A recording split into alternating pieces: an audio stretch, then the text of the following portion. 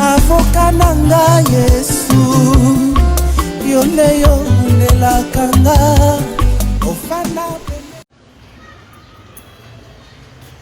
Voilà, mesdames et messieurs, bienvenue dans les comptes de notre émission La Parole Sainte. Nous vous rappelons que c'est une émission chrétienne, une émission qui passe toujours en direct chez l'occasion de télévision. Vous qui avez eu l'occasion de nous suivre, ne faut pas hésiter à contribuer à nous suivre. Je vous dirais qu'à côté de moi, je reçois aujourd'hui le docteur Adela Ndaya, en provenance des États-Unis. C'est un docteur à la parole. Nous allons traiter avec lui aujourd'hui le sujet comment gérer une nation. Donc, un sujet auquel le peuple de Dieu aura besoin de savoir comment gérer une nation étant chrétien, étant un pasteur de Dieu. Et donc, c'est une priorité pour nous de savoir cela aujourd'hui. Bonjour, docteur. Bonjour, bien-aimé. Bienvenue à la télévision Locasan. Merci beaucoup. Voilà, il est plaisir pour nous aujourd'hui de traiter un sujet qui est très simple, mais je crois un vaste par rapport à ceux qui doivent nous suivre. Comment gérer une nation? D'après vous, comment les hommes de Dieu peuvent gérer une nation entière? Bon, d'abord la question elle est complexe. Hein? La question elle est complexe et puis il faudrait d'abord commencer par définir qu'est-ce qu'on entend par une nation. Ça c'est le premier élément. Est-ce que nous sommes en train de parler d'une nation comme la nation congolaise, comme un pays?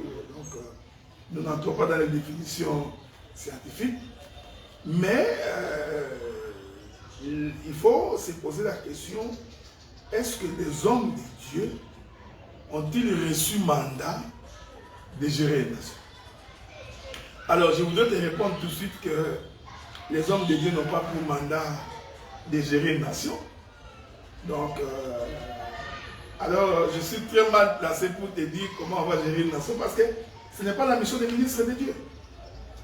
Maintenant, par rapport à une réconciliation de la population, donc dans la population entière, un peuple de Dieu a une mission dans ce monde. Maintenant, comme vous êtes chargés, vous êtes les ambassadeurs permanents du Seigneur ici. Maintenant, quel est votre rôle vis-à-vis de la population? Mais vous savez, il faudrait que les ministres de la parole d'abord comprennent la mission pour laquelle Dieu les a. Là, nous sommes dans Éphésiens chapitre 4, pour ceux qui veulent lire, peuvent lire avec nous. Éphésiens chapitre 4, à partir du verset 9, tu permets, hein? Ah oui. Nous pouvons lire cela. La Bible dit ceci, c'est pourquoi il faut d'abord que l'on sache quel est le rôle des hommes de Dieu. Donc, pour ne pas s'écarter de la mission que le Seigneur nous a confiée. Éphésiens chapitre 4, je commence à partir du verset 9. La Bible dit, c'est pourquoi il est dit, étant monté en haut, il a amené des captifs et il a fait des dons aux hommes. Or, qu'est-ce que signifie il est monté? Sinon qu'il est aussi descendu dans les régions inférieures de la terre. Celui qui est descendu, c'est le même qui est monté au-dessus de tous les cieux, afin de remplir toutes choses. Maintenant, regardez le verset 11. Il a donné les uns comme, ça sont les serviteurs de Dieu, apôtres, les autres comme prophètes. Ici, nous voulons dire au peuple de Dieu qu'il faut faire une différence entre ministres et prophètes et les prophètes dont. Les prophètes de Nzondo, ça n'a rien à voir avec les ministères prophétiques. Okay? Les autres comme évangélistes, les autres comme pasteurs et docteurs. Donc ça, ce sont les 5 ministères de la parole que Dieu a donné à l'Église. Que nous disons d'une autre manière, ce sont les 5 doigts de Dieu. Okay? Donc parce que Dieu a 5 doigts. Donc c'est pour cette raison-là que dans la Bible, nous avons ce qu'on appelle les Pentateuques, qui sont les 5 premiers livres écrits par Moïse, qui représentent les 5 doigts de Dieu. David va ramasser les pierres dans un torrent, il ramasse 5 pierres, c'est l'image du 5 ministères. Voyez-vous?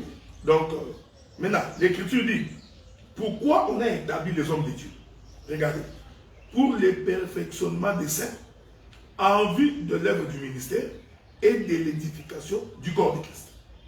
Donc, les hommes de Dieu ont pour mission de prêcher l'évangile pour que les gens se convertissent, pour qu'ils deviennent des saints, c'est-à-dire qu'ils soient séparés d'eux. Donc aujourd'hui, si l'on nous demande à nous notre participation dans la nation congolaise ou dans l'État congolais, nous dirons tout simplement conformément à la mission que le Seigneur nous a confiée, nous sommes ici pour prêcher l'évangile. Et quand nous prêchons l'évangile, les gens se convertissent. Donc, par conséquent, il n'y aura pas de voleurs dans la caisse de l'État. Les gens arrêtent de mentir. Nous avons donc des hommes honnêtes, des hommes intègres, des hommes qui craignent Dieu, qui craignent les péchés, qui marchent dans la sainteté. Quand vous avez une cohorte de gens comme ça, vous êtes rassurés que la fonction publique, l'administration publique devrait fonctionner normalement. Donc, vous voyez, nous ne voulons pas venir faire de la politique comme homme de Dieu, mais la mission que le Seigneur nous a confiée suffit en lui-même pour que nous puissions avoir des hommes intègres. Voilà, si je reviens dans la question. Ok. Est-ce qu'il est permis d'un pasteur, soit un homme de Dieu, affiche son image dans la politique? C'est très dangereux. C'est très dangereux. Je vais répondre très vite. Vous savez, d'abord, la notion de la politique est complexe. Okay? Les gens disent que la politique, c'est l'art de gérer une nation, de gérer la cité, des choses comme ça. Mais quand on est averti et qu'on connaît les temps prophétiques, la ligne prophétique, les gens savent que le monde est dirigé par les satanistes. Il ne faut pas l'ignorer. Les gens qui dirigent le monde sont des occultistes. Le diable a dit à Jésus, adore-moi, je te donnerai la gestion de ce monde parce que cela m'a été confié. Nous voulons dire donc au peuple de Dieu que le jour où Adam a péché, il venait de confier l'autorité du jardin au diable.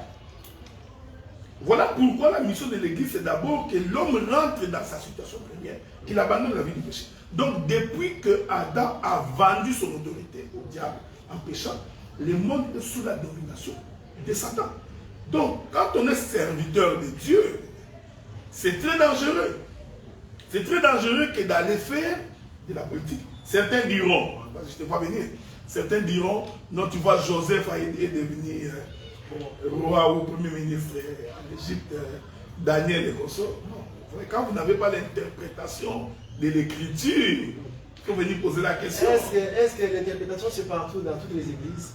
Tu peux en avoir pour interpréter certaines écritures, certaines lectures en fait. Non, mais quand on est ministre de Dieu, Dieu doit te donner la capacité de comprendre l'écriture. C'est pourquoi on est différent des autres. Dieu prend les ministres et il les met à côté pour que les ministres soient capables de faire comprendre au peuple ce que Dieu voulait dire. Donc quand une église n'a pas l'interprétation de l'écriture, quand une église n'a pas l'explication de l'écriture et que les prédicateurs répètent les versets, nous disons qu'ils n'ont pas reçu le mandat de Dieu. Mais c'est par rapport à cette parole qu'on vient de dire ici, en disant que Joseph était un premier ministre en Égypte, en Israël. En Égypte. En Égypte. Maintenant, il y a aussi l'interprétation de certains pasteurs de Dieu qui croient que cela en transformant cela dans le monde. Okay. Maintenant, c'est par là qu'il y a eu l'accès pour certains pasteurs d'intégrer la politique. Maintenant, nous allons donner l'explication. Regardez, la Bible dit qu'il est venu chez les siens. Vous connaissez le verset, hein? Je connais ce verset. Les siens, on ne les a pas reçus. Il s'est tourné les regards vers nous les nations. Mais vous pouvez aussi faire connaître ce verset-là au public. Ouais, c'est ce que je dis. Donc, vous pouvez lire ce verset-là si vous voulez, pour votre interprétation. Donc, souffrez. La Bible dit que le Seigneur est venu chez les siens ne les a pas reçus. Qu'est-ce qu'il fait? Donc, il va tourner les regards vers le peuple qui n'était pas son peuple. On peut même lire ça aussi dans les livres de Matthieu. Je crois que le livre de Matthieu va être plus intéressant, où le Seigneur dit que Israël, j'ai voulu te rassembler comme une poule qui rassemble ses poussins. On va lire cette écriture-là dans Matthieu. Je suis dans Matthieu chapitre 23, le verset 37. Jérusalem, Jérusalem qui tue les prophètes, qui lapide ceux qui te sont envoyés. Combien de fois ai-je voulu rassembler tes enfants comme une poule rassemble ses poussins sous ses ailes et vous ne l'avez pas voulu. Donc le Seigneur est venu en Israël. Israël n'a pas voulu le recevoir. Okay? C'est comme ça qu'il s'est retourné vers nous les nations parce que le salut était d'abord pour Israël. Israël l'a refusé, nous l'avons bénéficié. Maintenant je rentre chez Joseph. Remarquez que Joseph était dans la maison de son père. Il a eu des songes, il a eu des visions, qui va être grand parmi ses frères. Alors la Bible dit qu'un jour, ses frères, en train de paître les troupeaux de leur père, Joseph arrive, ils disent, voici les faiseurs de songes. Qu'est-ce qu'ils font? Ils vont vendre Joseph à l'Égypte. C'est le déplacement de Jésus. Il est venu chez les siens, ses propres frères juifs, c'est ce que Joseph fait. Il arrive là-bas, ses frères les rejettent, comme les Juifs ont rejeté le Seigneur. C'est comme ça que Joseph va se retrouver en Égypte.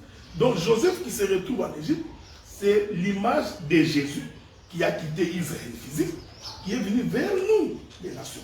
Mais en venant vers nous, les nations, il nous a donné du blé.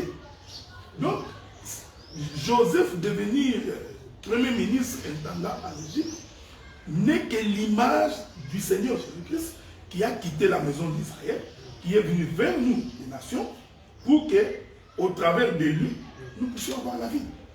Voilà. Donc, un homme de Dieu ne peut pas utiliser ces versets-là. Bon, nous avons une question très compliquée ici au pays. Ok. Parce que, pourquoi aller voir ailleurs? On va d'abord parler de notre pays. Ok.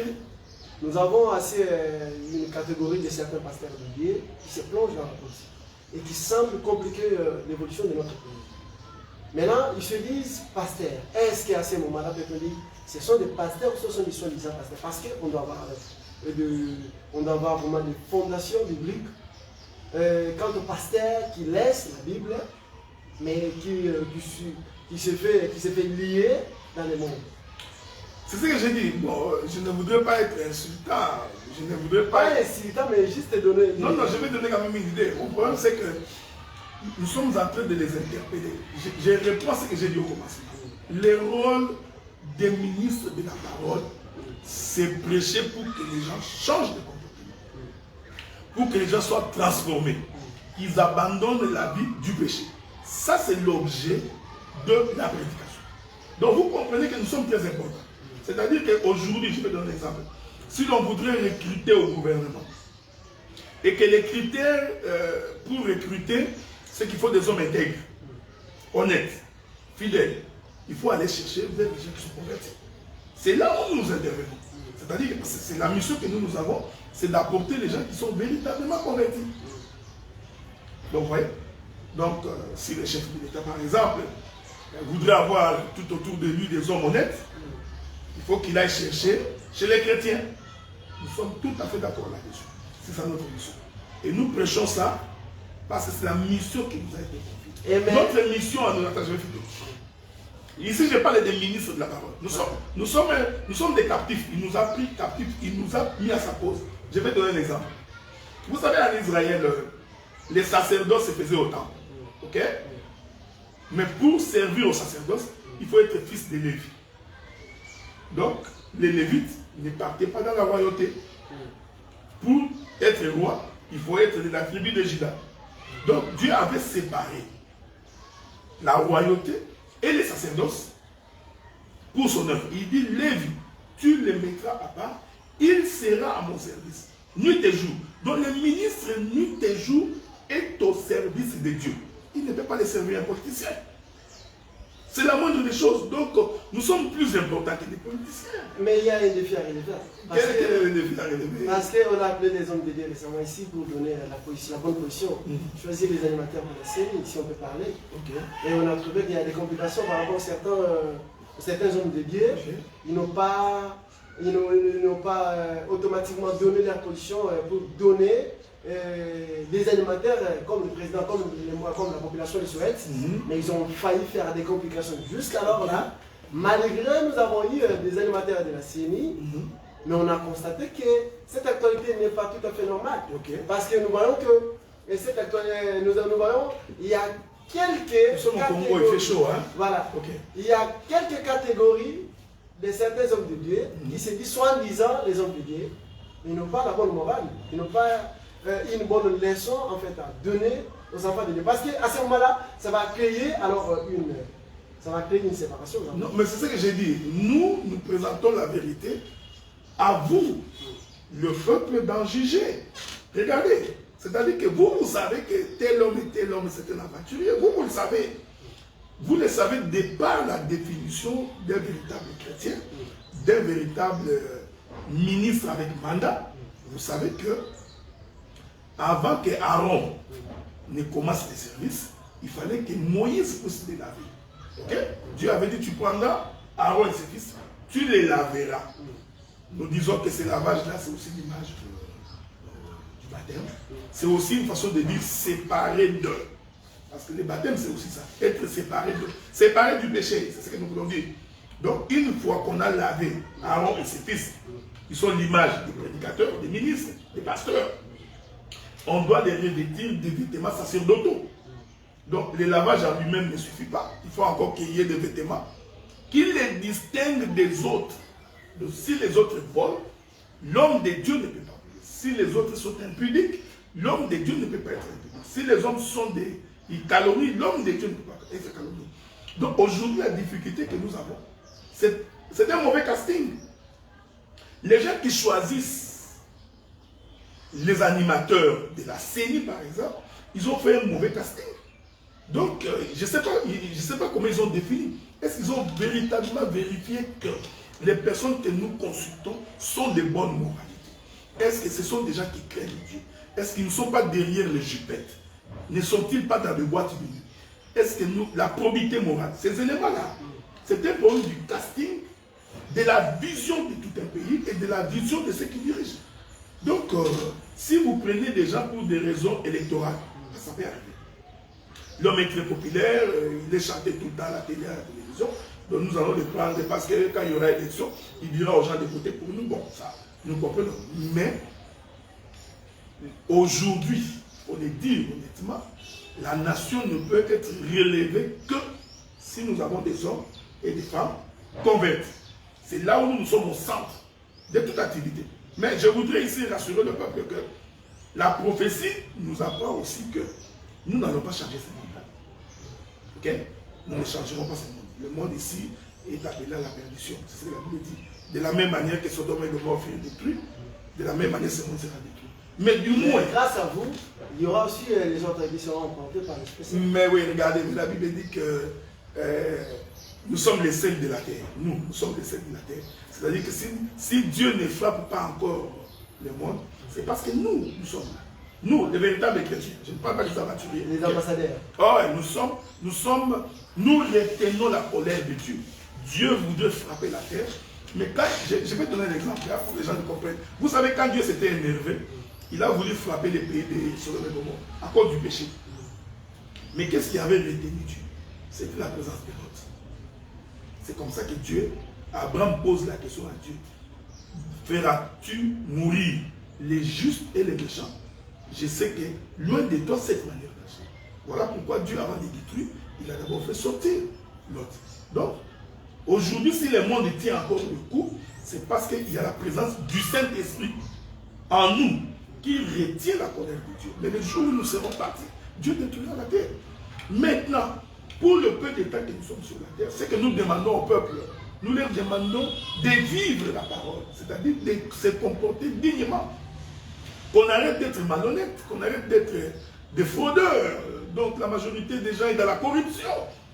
Donc, vous voyez, et c'est là où les gens vont à l'église, ils prient, la bénédiction, nous aurons de l'argent, tu vas prospérer. Mais quand on est en face d'un corrompu, dites-moi comment les choses vont changer. Quand on est en face des cupides, les gens qui courent derrière les chefs de l'État, tous ces hommes de Dieu là, mais ils y courent pour chercher de l'argent. Il y a peu, je ne dis pas tout le monde, il y en a peu qui vont pour les soucis du pays, certainement peu, mais la majorité, ils vont pour autre chose. Mais peut-on dire qu'il y a une situation qui nous rend un peu difficile à définir ici, et je dirais pour les catholiques. Les catholiques hébergent une très grande population congolaise, et je dis aussi au monde, parce qu'ils sont majoritaires. Ok.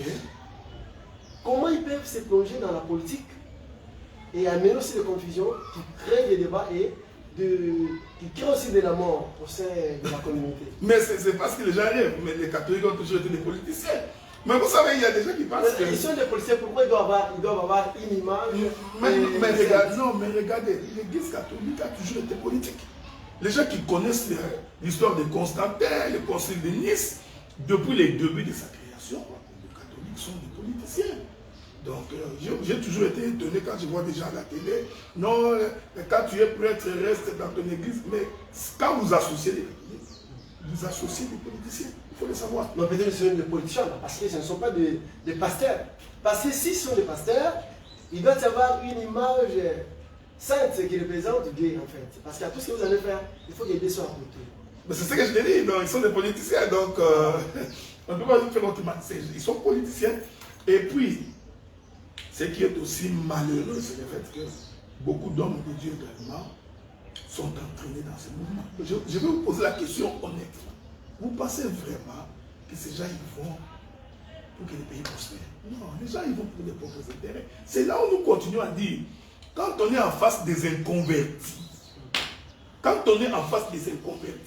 alors l'intérêt personnel prime au-dessus de l'intérêt commun. Et docteur, ma question est là. Quand les catholiques sont politiques, alors pourquoi ils doivent héberger une très grande population, les enfants de Dieu qui peuvent aller voir ailleurs, chercher Dieu, ils restent à côté? Quelle est l'interprétation que vous pouvez faire quant à cette situation? Regardez, il faut d'abord lire l'histoire de la colonisation. Nous avons été colonisés par les Belges, et les Belges ont été accompagnés par l'Église catholique. C'est comme ça que, lorsqu'ils sont arrivés pendant la colonisation, ils ont démonétisé toute la religion africaine qui existait avant. Ils ont imposé le catholicisme, et donc nous avions tous grandi dans le catholicisme.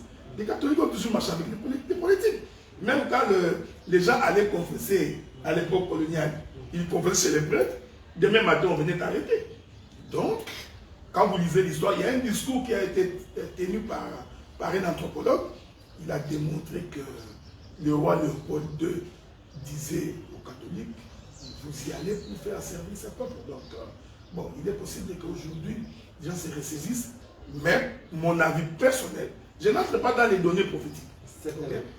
Je n'entre pas dans ces données-là, parce que nous pouvons expliquer selon les Écritures comment classer ces choses. Mais mon avis personnel, les catholiques sont des politiciens.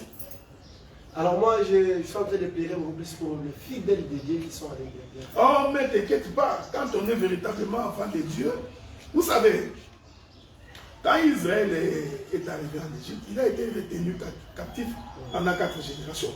Quand le temps de Dieu est arrivé, Israël est sorti. J'ai toujours dit au peuple de Dieu que même quand tu es dans une communauté qui ne croit pas au Seigneur, même quand tu es dans une communauté de païens, même quand tu es dans une communauté de gens qui ne servent pas Dieu, alors que toi tu y vas de bonne foi, quand tu es de Dieu, Dieu finit toujours par te faire sortir.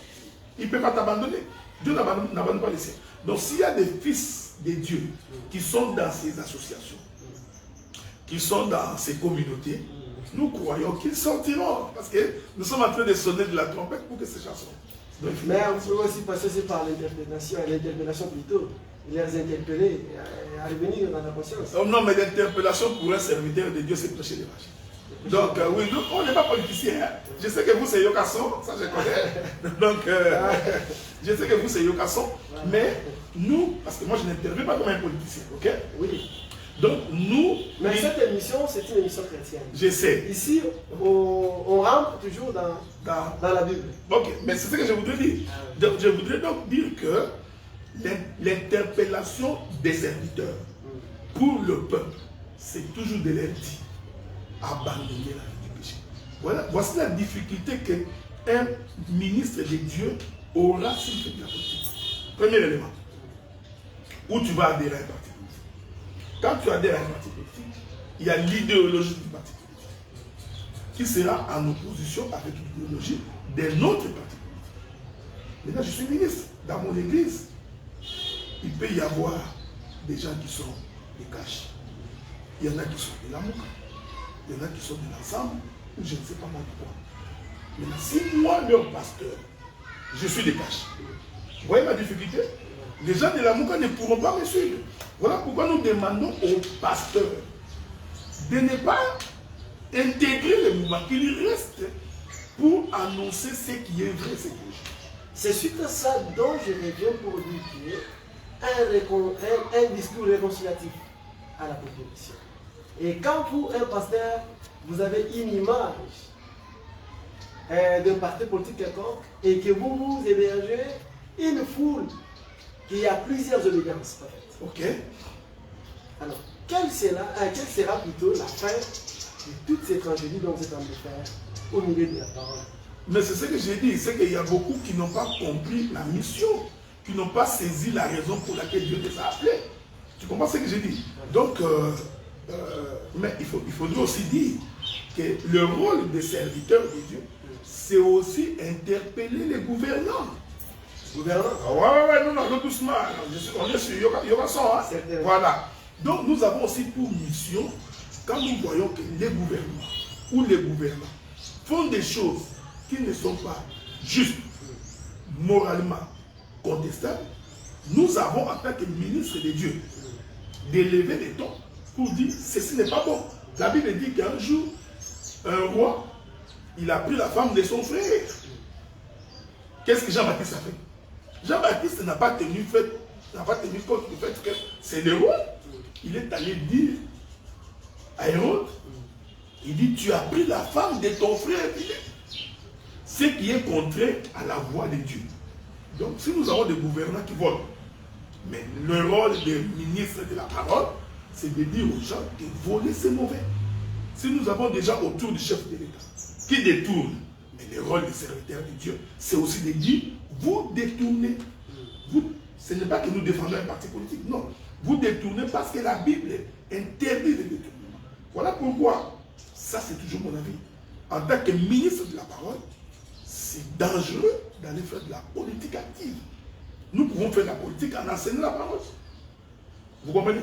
Donc nous sommes en quelque sorte comme une lampe témoin, à la fois pour la population et à la fois pour le gouvernement. Et je crois que par respect, lorsque nous interpellons par exemple le gouvernement, ce dernier a aussi la noblesse de nous répondre, de nous dire si telle situation arrive, c'est parce qu'on a eu tel problème, voici nos motivations, voici notre politique, nous voulons arriver à tel objectif, aidez-nous pour y arriver. Et ça, je continue à dire, quand on a des hommes intègres, fidèles, des gens qui craignent Dieu, il est possible de relever une nation.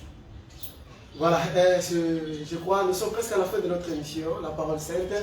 Je vous rappelle encore, c'est un docteur de la parole de Dieu, Adela Ndaya, qui démontre par rapport à une mission confiée aux hommes de Dieu, de faire protéger ses enfants, de protéger aussi les nations. Parce que c'est très important de voir un pasteur qui gère bien sa population. Parce que c'est une mission confiée. Alors si un pasteur n'est pas en mesure de protéger la population, tout à fait, ce n'est pas encore une parole de Dieu, ou ça, ce n'est pas encore une bergerie pour les enfants de Dieu, mais déjà c'est quelque chose qui est à taper à côté. Donc il n'est pas encore pour une mission sainte, une mission de Dieu, mais c'est déjà pour une mission païenne qu'il est en train de faire. Voilà. Pour chuter, docteur, vous avez un petit mot dont vous allez adresser à ceux qui nous suivent actuellement. Non, d'abord, nous voudrions d'abord vous remercier de nous avoir suivis. Merci. Que le Seigneur vous garde et qu'il vous protège. Vous comprenez que j'ai été invité pour répondre à une préoccupation. Mais je crois que si le Seigneur nous aide, nous reviendrons probablement la semaine prochaine. Voilà. Et là, nous parlerons véritablement de l'évangile. Nous entrerons en profondeur de l'évangile. Je suis votre frère, donc je suis ministre de la parole, ministre dans une assemblée des saints à Gatineau, à Ottawa, et également à Montréal. Donc, dans ma prochaine intervention, nous parlerons de la profondeur de l'écriture. Mais je voudrais rassurer au peuple de Dieu que la mission que le Seigneur nous a confiée, c'est faire quitter les gens du monde pour une vie de sainteté. La mission, c'est la transformation des âmes. C'est des hommes qui changent de comportement pour servir le Seigneur. Voilà. Merci beaucoup à vous tous qui a eu un temps d'être permanent en train de chatter pour nous suivre. Merci beaucoup pour votre confiance. C'est Obed Ismaël d'avoir été à la présentation de cette émission. Je dis aussi merci à Papa Paulé Monkono pour la caméra. Merci aussi à la régie de LG les formateurs qui a toujours donné sa position, donné sa vie pour nous aider. J'ai dit aussi merci à tous les téléspectateurs partout dans le monde. Pourquoi aux États-Unis, comme vous êtes là, vous me suivez. Et nous vous disons merci de nous faire confiance. Yokason, c'est votre télévision, c'est notre télévision, c'est la télévision de tout le monde. Donc, vous avez la priorité de venir à tout le temps. Ce n'est pas la fin pour nous, c'est toujours en continuité. Le docteur va encore revenir pour intervenir. Par rapport à ce qu'il vient de dire, je crois que c'est beaucoup plus de précision. C'est un docteur de la parole de Dieu. Ici, c'était juste pour donner l'éclairage par rapport à une mission confiée à un pasteur de Dieu. Merci à Pani Ouyaya, merci à Stanley Kouete, Junior Monmachi et tout le monde qui nous a suivis. Merci et on se retrouve à la prochaine.